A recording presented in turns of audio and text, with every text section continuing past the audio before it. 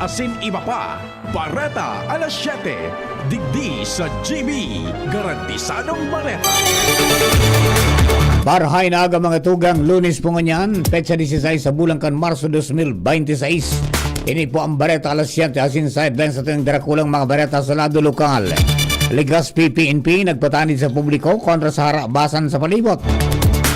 Sobra sa 1,000 na benepisyaryo sa probinsya nin Albay nagresibi nin 3,000 pesos at natabang pinansyal sa lindong kan programang AIX kan DSWD Bicol. Fire Prevention Run na may temang Born Calories Not Homes kang BFP Santo Domingo. Tigpartisiparanin sobre sa 400 na runners. Nutritional Care Package hali sa lokal na gobyerno kan Ligao City, pigresibi kan 150 na benepisyaryo. Sa lado nasyonal, DTI nagpatanid ng 15 taon na pagkakapreso asin 2 milyon na multa kontra sa mga bintahosong retailers. Gabos na namamanwaan daog sa kuday natatapos ang problema sa Medio Oriente sigun sa Malacanang. May kartel sa industriya ng petrolyo sa Pilipinas, giyera sa Iran, ginibong gatasan. Gasolina dapat na isabay sa tax relief bako sa ng diesel sigun kay Senator Erwin Tulfo. Sa ibang nasyon, Pope Leo XIV nagapilar nin ceasefire sa Medio Oriente. Baretang Sports and Lex daipang daog sa duwang laban matapos pamarangkalon ang Magnolia. Yan po ang headlines ng darakulang mga Bareta ngunyan na Lunes, Marso 16, 2027 sa Bareta alas 7 asin kami po ang sinong magiging mga tagapagbareta. Ako po si Jasmine Balon. Ako man po si Mardila Daingiba. Ngunyan sa detalles kang Bareta sa lado lokal. Ang baretang ini hatod sa Indukan. Optin Lutein Capsule. Alagaan ang paningin sa tulong ng Optin. Kitang-kita ang kalusugan ng mata. Nagpaluwas din pagiramdam sa publiko ang Legazpi City Police Station para sa seguridad kontra sa harabasan. Nakapalaban sa Public Safety Advisory Campaign Legazpi na maging alerto para makalikay na mabiktima kan maraot na elemento sa palibot. Kasabay sa pagiramdam ang pagsiguro ka mga importanteng bagay, itago ang mga importanteng gamit, likayan ay pahiling sa publiko ang cellphone, wallet, alahas o kwarta para di makainganyar sa may maraot na pag-iisip. Maging alerto sa palibot, mag-iingat lalo na sa matawong lugar, pampasayarong lunadan asin sa mga madiklom na lugar. Siguraduhon man na ligtasan na rong asin lunadan. Ugalion na ilak ang mga pinto asin bintana asin siguraduhon na maray ang pagkapark kan bihikulo. Pero kaya nilikayan man ang paglakaw nin solo sa mga delikadong lugar. Kung pwede may kaibahan lalo na sa pagkabanggi o sa madiklom na lugar, bandang pilion ang mas ligtas na ruta sa indong pagbiyahe. Hatod sa Indukan, Mega One. Ang Mega One ay may 21 sangkap para matulungan ka sa iba't ibang karamdaman tulad ng diabetes, high blood, stroke, arthritis, kidney failure, cancer, viruses, at iba pa. Tumawag kay Doc Joy Bitito sa 0998-975-8121 or 0917-853-8933. Sobra sa 1,000 benepisyaryo sa probinsya kan Albay ang nakaresibi nin 3,000 pesos na tabang pinansyal hali sa Department of Social Welfare and Development Bicol sa irarom kan programang Assistance to Individuals in Crisis Situations o AIX. Kasabay sa mga individual na nagresibi nin asistensya iyon mga residente hali sa Daraga, Kamaligma nito asin syudad kan Legazpi. Katuyuhan kan programang AIX na maghatod nin marikas asin panghipnong suporta sa pangangaipuhan kan mga tios o nasa vulnerable sectors. Mientras tanto, mas pinakusog kan Legazpi City PNP kaya kan Legazpi City ang kampanya para sa masaligtas asin maliwalas na mga tinampo sa paagi kan clearing operation sa kalabaan kan Rizal Street. Sa payag ni Legazpi City Mayor Hisam Ismail sa iyang Facebook account, sa iyang pinahayag o sinabi na parte kan programa ang regular na pagpapakarahay ka mga kable sa syudad na pinagigibo 2 beses kada semana.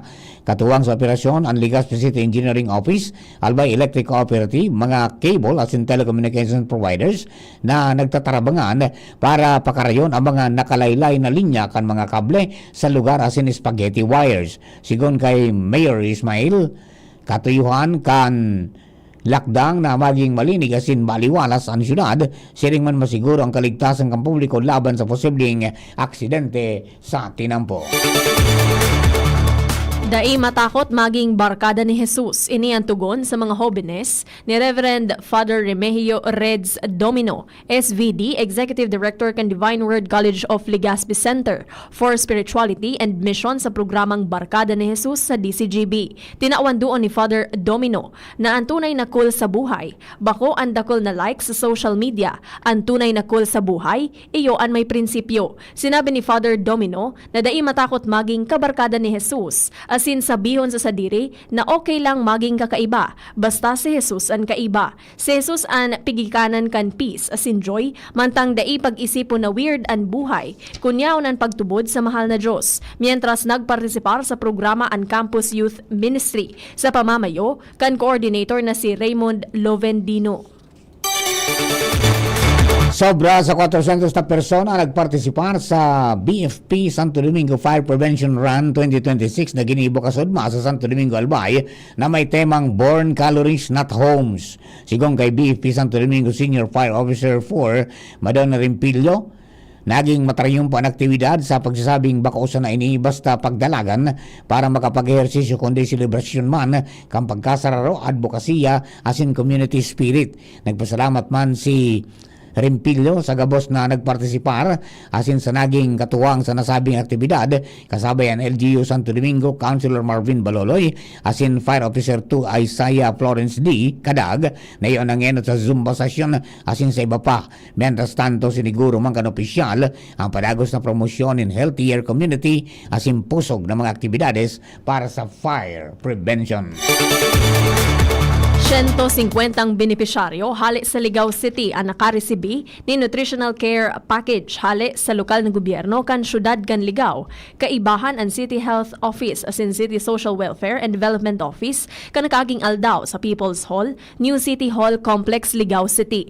Sigon kay Mayor Fernando Gonzales, naresibi kan kada benepisyaryo ang sarong sako nin bagas asin 4,500 pesos na asistensya na maawot na makatabang sa saindang rural daw na pangangaipuhan. Ang nasabing aktibidad ang may temang enhancing quality of life for clients with life-limiting conditions with essential food. Pinagpromisa man kan alkalde sa publiko na padagosan commitment kan lokal na gobyerno para masuportaran ang mga residente sa life-limiting conditions asin masiguro na makakaresibis sinda nin pangataman asin asistensyang sa indang kinakaipuhan. Arestado kang ginubatang PNP ang duwang suspetsado na imbolto sa robbery extortion sa ginibong trumpet operation sa ginubatang Albay ka nakaaging aldaw matapos na i-report kan sa ng biktimang negosyante. Sigon sa polisya namid bida ng biktima na si Manay, 61 anyos, sarang businesswoman asin residente kan nasabing lugar na haga din asistensya sa polisya matapos na pagbaluon na patakoton asin hut-hutan o bulitahan. Tulos na pigko nagkondusir kang ginubatang PNP na pinamamayuhan ni Chief Police Major Genevieve Oliva Osirin kay bara ng iba pang mga otoridad ang nasabing entrapment operation bandang alas 2 pagkahapon. Nagresulta ini sa pagkakadakop kan duwa na nambidbida na sina alias Marco, 42 anyos, residente kan Bulan Sorsogon, asin alias Rico, 28 anyos, residente kan Irusin Sorsogon. Na-recover sa mga suspetsado ang 50 pidaso nin 1,000 pesos na ginamit bilang buy bust of money asin 49 pidaso nin budol money. Pero kini nakumpiskar man sa mga individual ang Smith & Wesson caliber 38 na dainin serial number na may 5 live rounds asin anom na extra ammunition sarong itom na Android cellular phone, hand grenade asin wallet na may laman na assorted identification cards. Mientras tanto, pero kini nadiskubre man ang itom na sling bag ni alias Rico na may laog na Armscore caliber 45 pistol na may defaced serial number, inserted magazine na may 7 live rounds, mate green holster asin blue and Android cellular phone. Sa presente na sa kustudyo na kang pulisyan suspect para sa magkakanigong disposisyon kung saan kakahampangon kini ang kasong robbery extortion, pagbalgar kan Republic Act 10591 o Uncomprehensive Firearms and Ammunition Regulation Act asin ang Republic Act 9516 o illegal possession of explosives. Formal na itinurn over ni Office of the President, Senior Deputy Executive Secretary Maria Luwalhati Dorotan Tioseco ang 5 milyon pesos na asistensya sa gobyerno probinsyal kan Sorsogon kanakaaging aldaw. Sigun sa impormasyon na nasabing pinansyal na asistensya ang maot na makatabang sa mga komunidad na naapektaran kan bagyong Basyang. Mientras tanto sa pagbisita kan opisyal sa nasabing probinsya, nagpartisipar man ini sa ginibong joint coastal cleanup activity kan Coast Guard District Bicol sa Barangay San Sebastian, Santa Magdalena, Sorsogon, kung saan totalmenteng 70 sako ni non-biodegradable na mga basura ang nakolektar sa 3 kilometers coastline. Ang nasabing aktibidad ang pinagpartisiparan kan maniba-ibang ahensya, kaibahan ang mga personahes hali sa Marine Environmental Protection Enforcement and Response Group Bicol, Coast Guard District Bicol, Coast Guard Station Sorsogon, local stakeholders, Philippine National Police, Bureau of Fire Protection, asin iba pa. Panagduwa niya itong baretang lokal, ginibukan Tabaco City PNP ang sarong drowning incident simulation exercise sa San Roque Fishport sa Tabaco City kanakaging aldaw. Sigong kay Tabaco City PNP Chief of Police, Lieutenant Colonel Virgil Bibac, maawat kan CIMEX na mapakusog ang emergency response capabilities, mapalangkaw ang interagency coordination, ma-improve ang disaster preparedness asin masiguro ang apektadong search o kaya epektibong search and rescue operations, particular na sa kada banggi asin sa mga water-related emergencies. Dagdag bakan opisyal na ginibo sa exercise ang totoong drowning incident lalo na sa pag-resibi ng initial report sagkod sa pagkondusir ng search and rescue operations, pag-retrieve kang biktima, pag-administer kan first aid CPR asin pagkikipagkoordinar sa mga medical responders. Sa pagi ka na sa aming aktibidad, nagibo ka mga responders ang pag-test kang protocols, pagpagayon kan response time asin pagpakusog man kan sa indang teamwork sa pagligtas ng buhay. 4 milyon pesos kantidad nin farm machinery equipment ang distribuer kan Department of Agrarian Reform o DAR Camarines Sur sa anom na Agrarian Reform Beneficiaries Organization o ARBOs. Hali sa man iba-ibang munisipalidad kan Camarines Sur kanakaaging aldaw.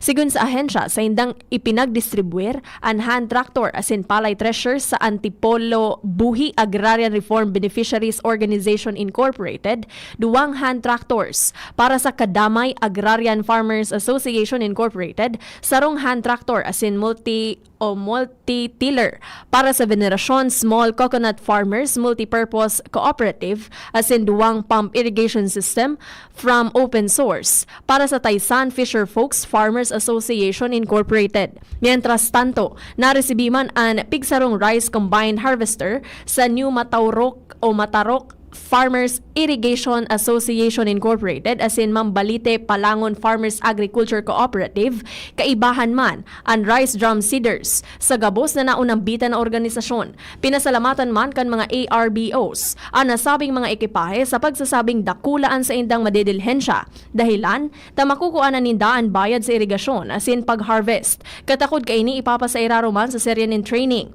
ang mga miyembros kan mga ARBOs tanganing matauwanin mga kaipuhan na skills para matanos na mamanihar asin mamantinir ang mga ekipahe. Mga tugang primerong partiyang kasatuyang Bareta alas 7, mga Bareta sa lado lokal. Ang Bareta niya to sa lado nasyonal, ibang nasyon sports sa singkamugdagang kampanahon, makalis lamang po kayo. Pre, si Gerald Anderson to. Sulit na extra strong beer ba hanap mo? Ito na, ang Leon Extra Strong Beer. 7% ABV. Ngayon, may mapangis na promo pa. Bili ka ng 2 litro, may libreng 500 ml na. Sa 190 pesos SRP lang, meron ka ng 2.5 litro. Pangis na tama! Ilabas na ang pangis ng Leon. Bili na! Promo runs from December 19, 2024 to December 31, 2025. Extended until June 30, 2026. For DOH, FDA, CFRR permit number 1748S, 2024. Drink responsibly. Leon Extra Strong Beer. Bangis sa sarap.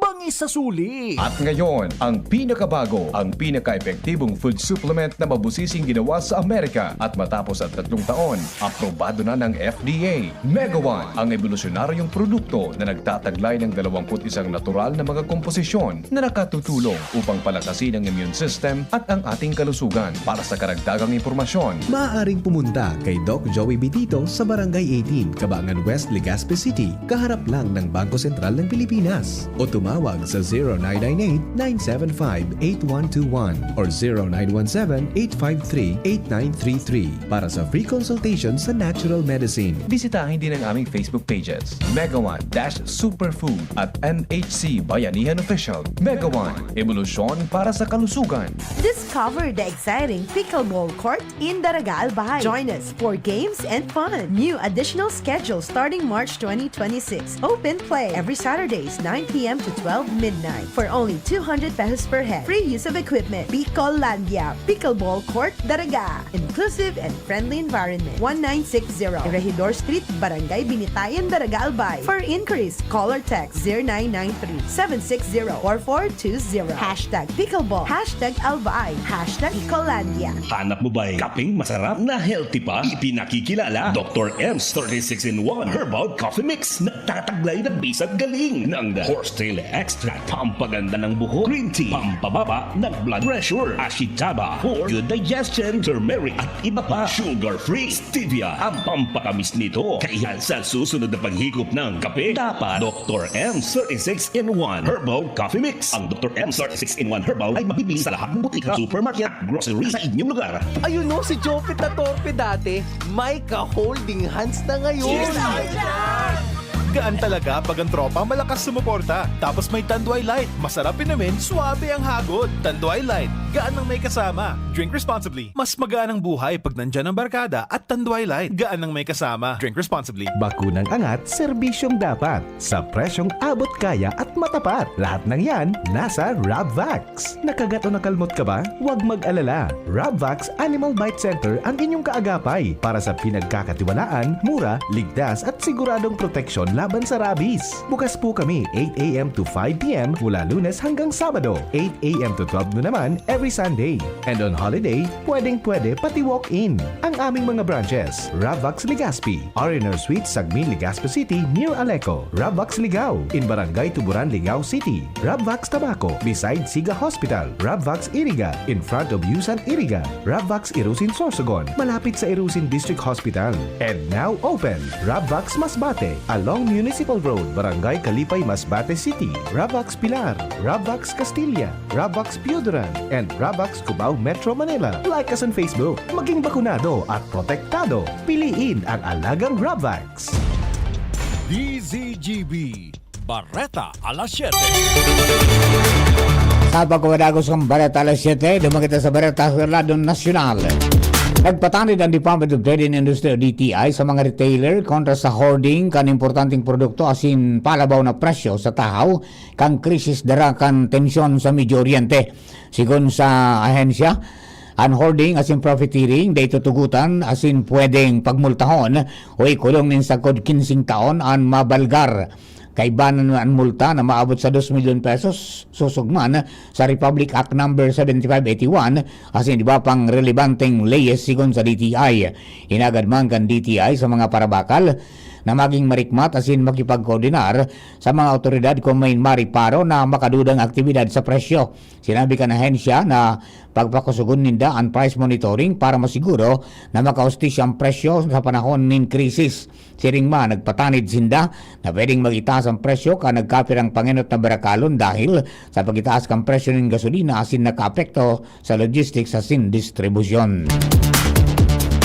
Bako sana ang mga pasahero o commuters ang daog sa hampangkan nakaarungang pag-itaas sa singil sa pamasahe dahil sa halangkaw na presyo ng petrolyo. Iniyan kasimbagan kan Malacañang sa agrangay kan mga commuters sa Sainda na daog dahil daima nagiitaas ang sweldo kan mga obrero pero nagiitaas nagabos pati na sana sa panginot na barakalon. Sigon kay Palace Press Officer Attorney Claire Castro, nagabos madadaog sa siring na pagkakataon sagkod na day natatapos ang gera sa Medio Oriente kaya kaipuhan magtabangan ang gobyerno asin na namamanwaan para mabawasan ang epekto kan dagos na pag-itaas kan pangkinaba na presyo nin petrolyo. Sinabi ni Castro na dapat gibuhon kan lambang Pilipino ang pagtipid asin pagbawas kan konsumo sa enerhiya dahil dakulang bagay kapag ang gabos nagtatabangan sa paghampang sa pangkinaba na problema.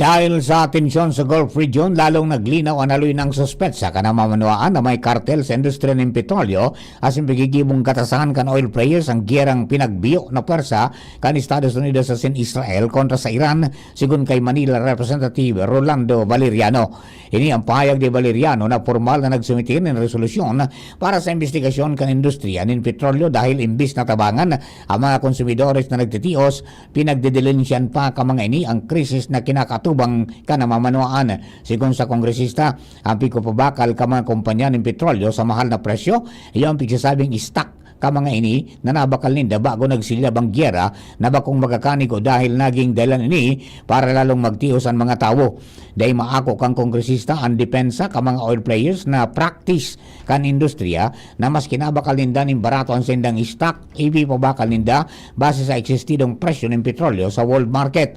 Apera digdi, nagkakaigwanin sa buwatan pagabot sa presyuhan mantang ang kamautan kan oil deregulation law na magkaigwanin kompetisyon sa industriya o paharababaan sindanin presyo para magkaigwa nin opinyon ng mga ini o kaya opsyon ng mga ini kung saan mabakal nin baratong petrolyo.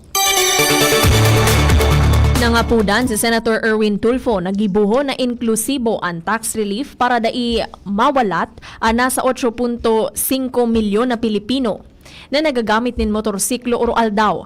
Kasunod ini kan pagsertipika na Presidente Ferdinand Marcos Jr. bilang urgent sa propwestong suspension kan excise tax sa petrolyo. Enot nang nagpatanid si Tulfo sa pagdangog kan Senate Ways and Means Committee kontra sa paglimitar kan tax relief sa diesel sana. Sigon sa senador, may 8.5 milyon na Pilipino na nagagamit nin motorsiklo o aldaw para maglaog sa trabaho asin ikabuhay. Hapot kan senador kung ano ang mangyayari sa inda kung dai isasabay ang gasolina.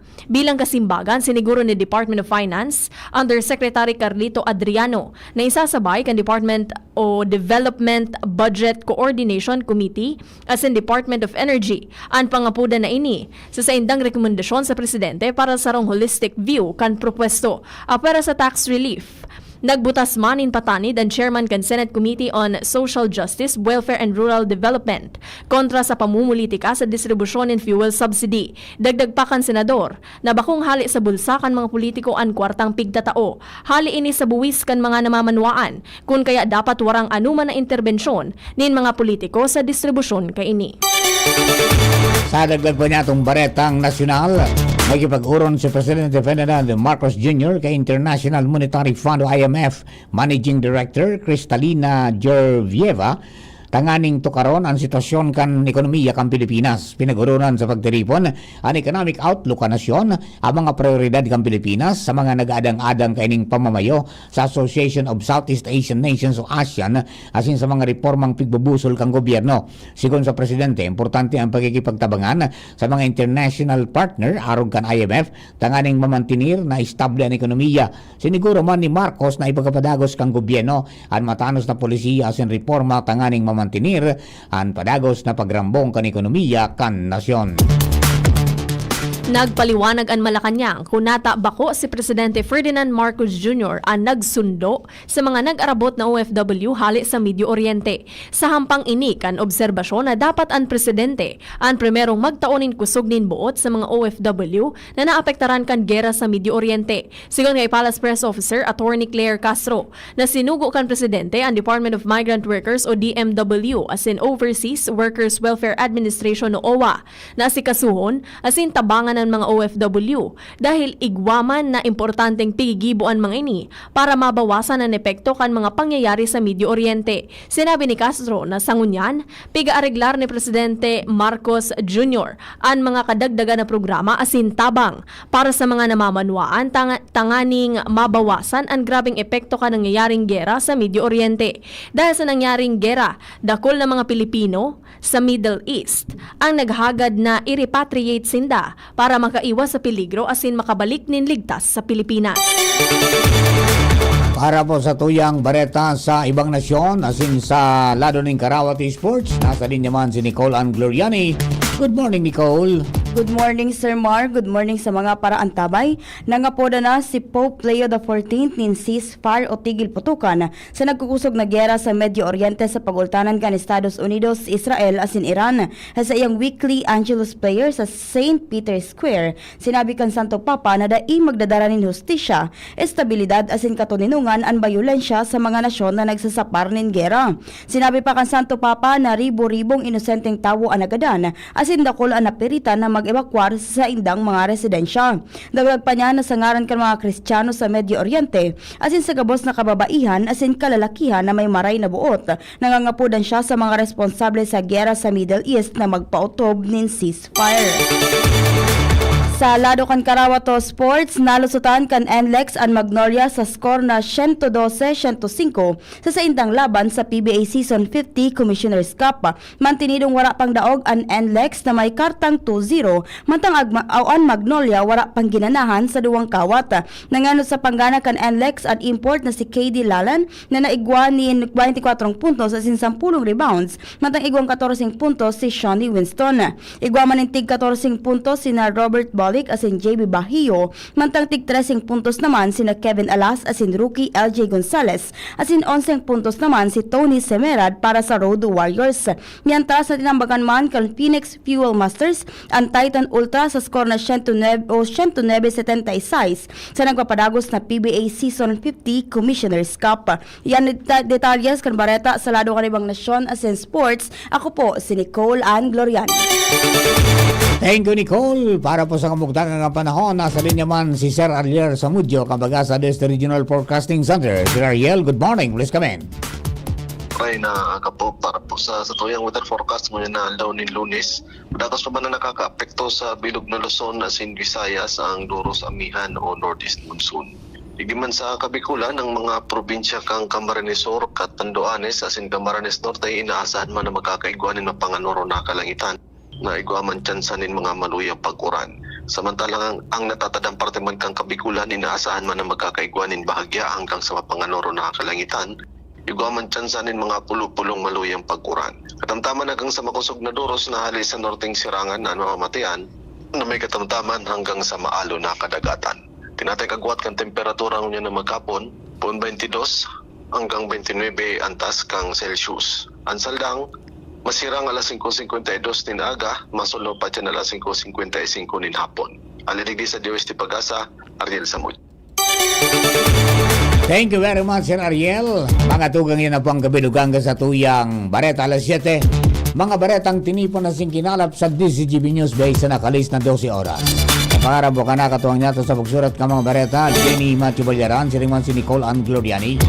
Laro Technical, Chief Ramir Tanay, DCGB Social Media Department, Jerome Nico Martinez, asin siyempre ang Mega Force Patrol. Hello kay Kuya Bob Cantano dyan po sa Tobacco City, kay Bing Buenbones, good morning, dyan po sa San Isidro Malilipot, Benji De Pogi, Benamin Hile, good morning, pasautat po kay Madam Amada Esplana and Manay Agnes Mape. Hearing man si Batang Quiapo Christian Abrera, good morning. Kameralista Lola, good morning. Si Gemaline Marcaida, good morning.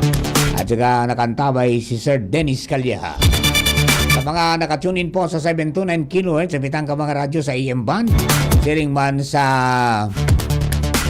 106.9 WGB FM, kay partner King Rinaldo dyan po sa Bangkiruhan, at saka kay Gerald Aranyo dyan po sa Gugun, Legazpi City, siring man si Ate Sally. Kaya po ka boss, maraming salamat po.